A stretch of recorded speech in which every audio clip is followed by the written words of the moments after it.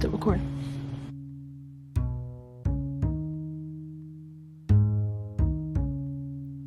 Allow us to reintroduce ourselves. Our names are Kalila, Ashley.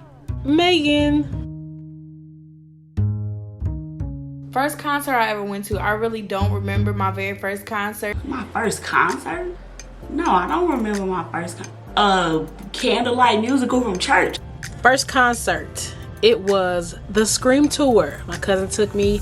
I believe I was in 5th grade, and it was Bow Wow, B2K, Pretty Ricky, IMX, everything a 10-year-old girl could dream of in 2001. But I'm gonna say Mrs. Carter World Tour because I always say you haven't been to a concert until you've been to a Beyonce concert. Do you remember the first concert that you bought the ticket for? Janelle Monáe, Pharrell, and Erykah Badu.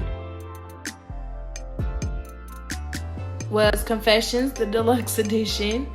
I was in 7th grade. A girl who on my basketball team was selling burnt CDs, and she was selling them for $5. You know, I had to hustle real early, and I bought Destiny Fulfilled by Destiny's Child, and I bought College Dropout by Kanye West. I, like an idiot, took the bus from the suburbs of Chicago to Fort City Mall to purchase the Black Album by Jay-Z, and then I ended up getting it for Christmas.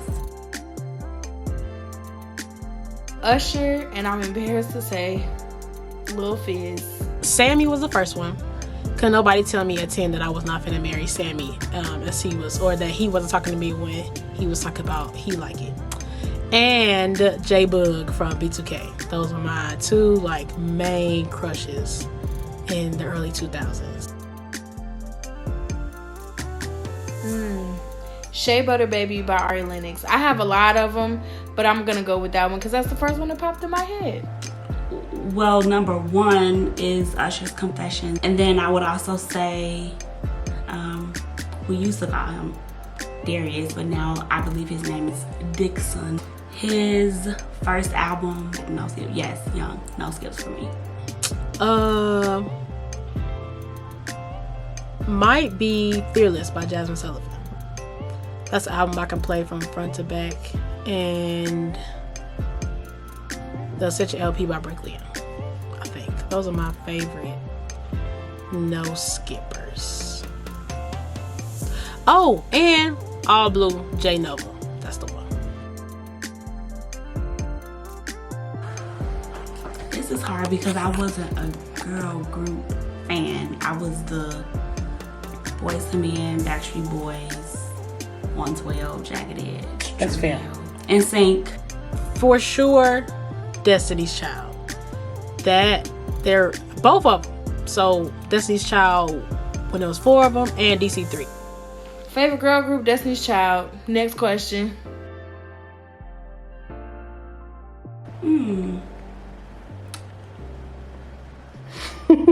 No. I don't have a...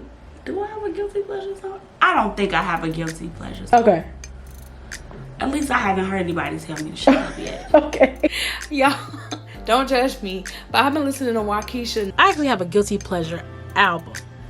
Do not judge me, but the Jonas Brothers had an album that was attached to their season of their Disney show when they went to LA called Jonas LA.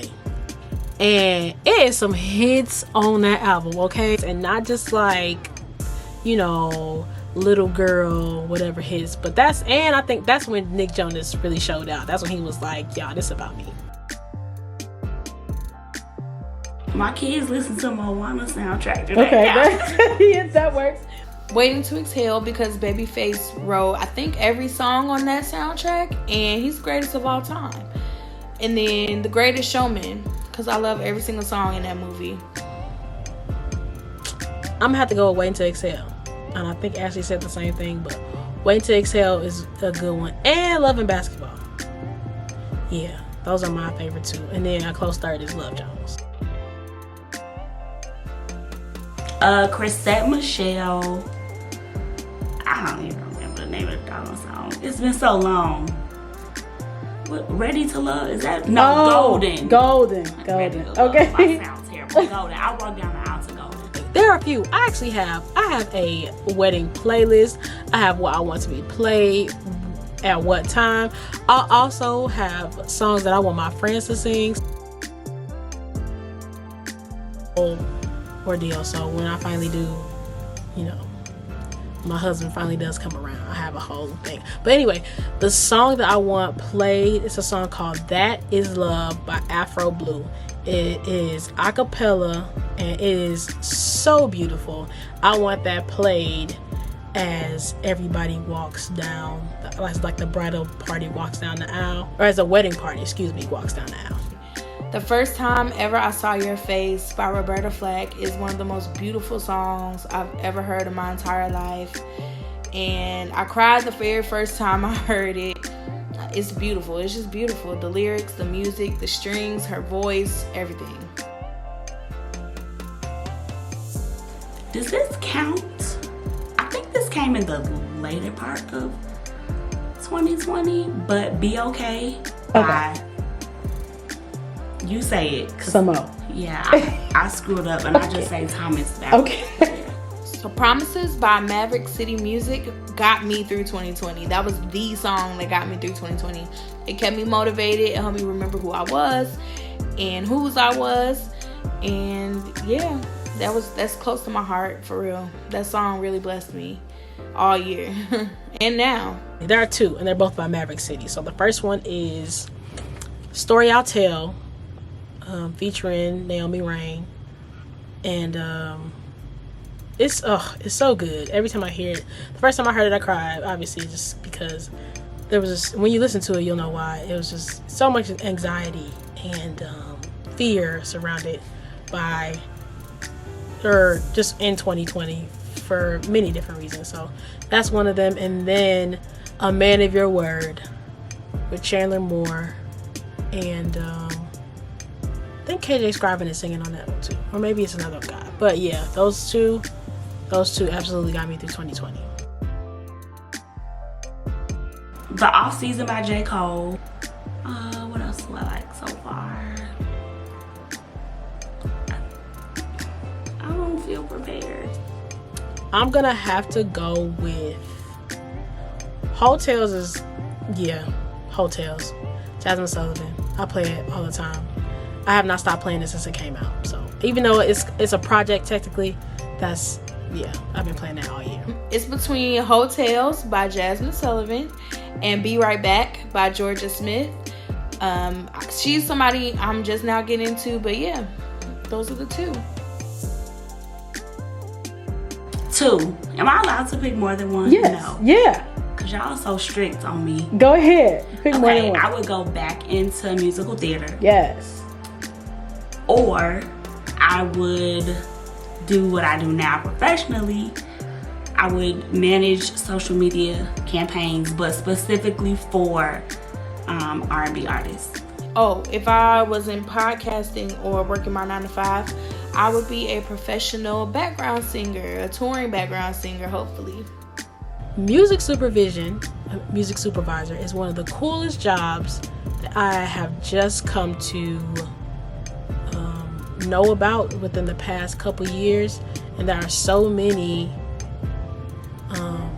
just so many shows where music is used. I mean, we always think about, like we think about soundtracks, and we think about just different shows that have put certain songs on the map, like Chasing Cars by Snow Patrol. That was in Grey's Anatomy. That song got really big. I think that was what happened when it was a Denny episode. People like Keir Lehman, there are other people. Keir Lehman is the one specifically who I know a lot about. He just does a really good job of putting the right songs where they need to be. So yeah, music supervisor. I know that was a very long-winded answer, but music supervisor for sure. But no.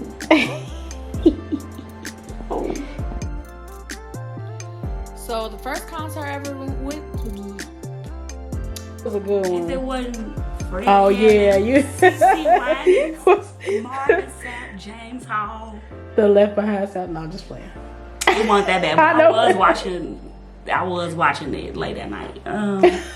Left Behind. For those of you that don't know, it's a Christian series. Yes, book series. feel unprepared. Like, how can I say I speak music and I don't know about sound?